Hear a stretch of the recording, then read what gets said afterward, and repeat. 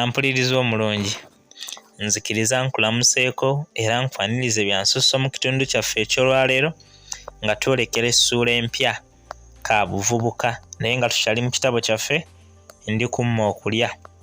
Kakasa mujjukira nti omulundi oguwedde twabadde mu ssuula bato bannange yabadde empanvu obulungi naye twagifundikidde era nga bwe twagifundikiridde munnaffe Zansanze yabadde ali mu kutunyumiza muganzi wa munne byakuno byakuno yabuzeeko akatono okumala ebintu mu nnyumba ebyo ndowooza mubijjukira, saagala kubajjukiza nnyo kanneeyambisa obudde butono butereevu mbatwalirewo mu kitundu kyaffe eky'olwaleero ekirimu entanda empya era nga yessuula ka buvubuka.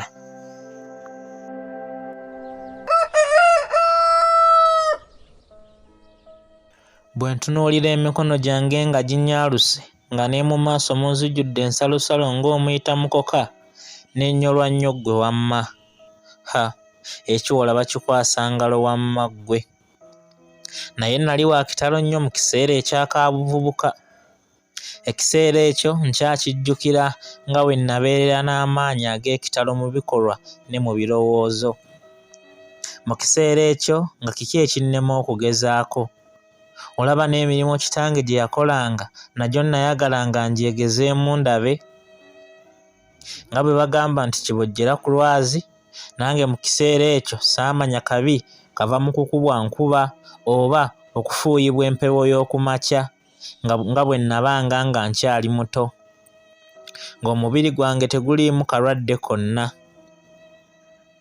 Olw'ebintu ebingi bye nakozesanga eryanyi, olumu mmange yajulirira n'agamba nti singa omwana wange ono yali mulenzi bandimulabye.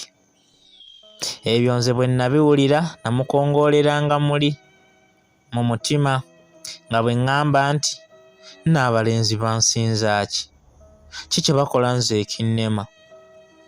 Nalowoozanga bwe ntyo nga simanyi nti ddala balina ebintu bingi bye bayinza okukola nze bye sisobolera ddala na kugezaako, ate nga nange nnina njolo bye nsobola okukola nabo bye batayinza kwetantala kukola. Buli bbanga nawulira ekintu ekimpaga. Ekyo nno kye kyankozesanga emirimu egisinga obungi mmange gye yabanga agenda okukola. Nze emirimu egisinga saalindanga kugintuma, nagyetumanga nzekka. Mu kiseera ekyo nasibanga olusekese lw'enku nga ku kyalo kyaffe tekuli mukazi aluwomamu mutwe. Ogw'okukima amazzi ogwo nga si mulimu ogunneeraliikiriza kubanga nagukozesanga kwagala. Wabula ekyali kintamizza emugga be balenzi abaatulabanga nga tugenda ne batugoberera ne batuteganyiza eyo n'ebintu nze bye saayagala kuwulira na kwogera mu kiseera ekyo. Buli eyafulumanga ng'ayogera bibye. Abamu nti, "Nyabo, tukubuuzeeko?" Nga gy'obeera nti omuntu gw'ogenda okubuuza ate omala kumubuuza oba omubuuzeeko oba nedda. Abalala nti, "Twagala kukuwasa," nga tebalina na nsonyi. Abandi nti, "Ng'oli mulungi nnyo, oba alikuwasa alivaawa?" N'ebirala nkumunya abaana abalenzi bye baatugambiranga mu kkubo ne ku luzzi. Naye nga byonna mbiddamu mu ngeri yaffe ey'ekikazi abasajja gye bataategeeranga mangu. Ne wabulawo annyiigira. Newankubadde nali sikyalina bajjajjange, naye nga nnyamba nnyo abakazi abakadde abaali ku kyalo kyaffe.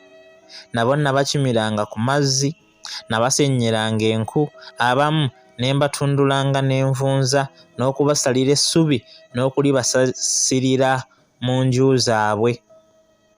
Mu kiseera eky'obuvubuka najjako amajolobera ku mubiri n'emmere obw'ebindu ng'obw'amayuuni.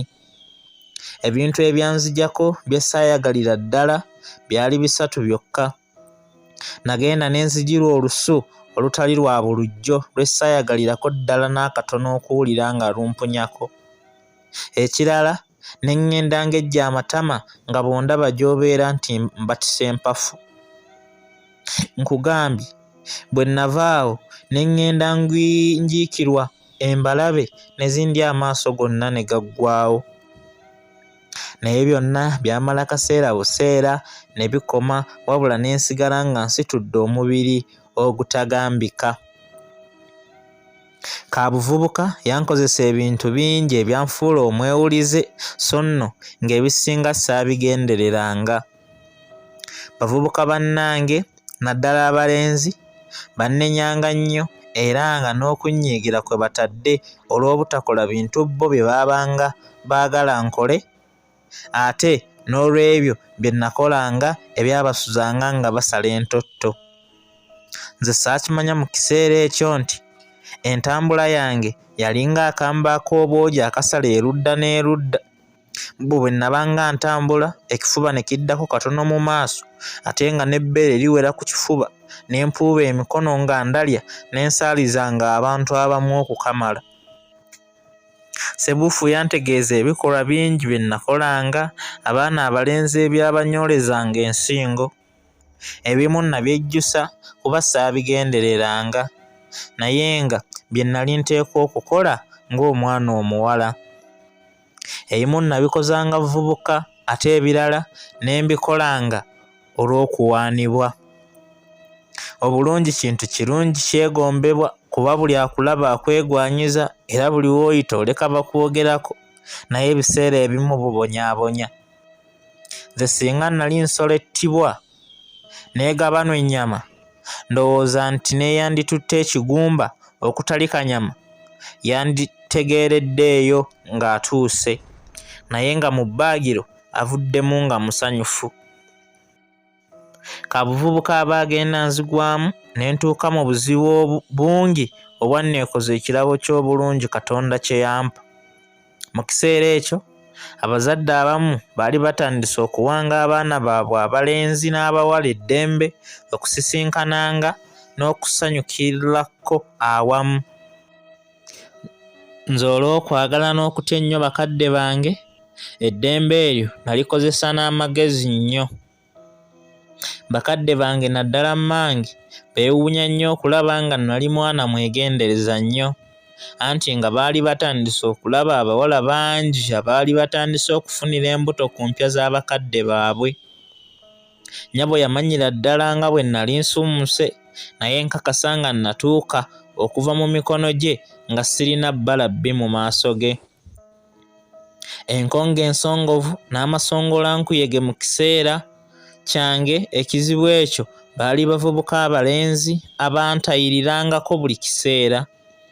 Mu mazima nali sikyalina muyambi yenna kubanga obuzibu obwantuukangako bakadde bange tebaabutegeeranga, bwe ntyo nze ne nkuumanga okwagala kw'abakadde bange n'obwesigwa bwe banninamu. Bwe nzijukira eby'obuzira bye nakola mu bbanga eryo neenyumiriza nnyo olw'amagezi Katonda ge yatuwa ffe abakazi abasajja agataababikkulirwa. Nasanyukira nnyo ssebuufu omulenzi bwe twakula olw'okunnyambanga emirundi emingi mu biseera oluusi mwe nabanga njolekedde obuzibu oboolyawo bwe sandivuunuse. Omwana mulenzi yalimbalimba bavubuka banne n'abasajja abakulu abanneegwanyizanga n'akunakkuna. Waabangawo abamu be yalimbanga nti nali mbaagala bisoko nga bya ŋŋoma, abo nno be yalyangako enkoko n'amagi n'akamala.